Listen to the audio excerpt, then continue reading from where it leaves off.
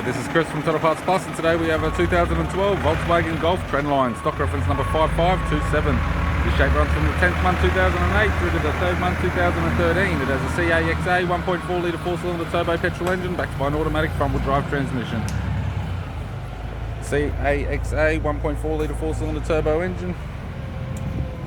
We have the right-hand headlight, left-hand headlight, left front 15-inch factory alloy mag with an average tyre. Bonnet appears to have no damage. Left power door mirror.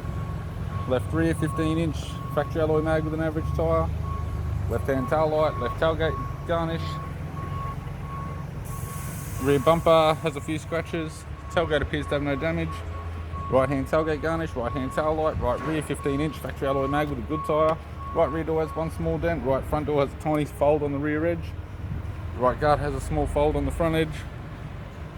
Right front 15-inch factory alloy mag with a good tyre and a right power door mirror. We have the driver's side door trim, power window master switch.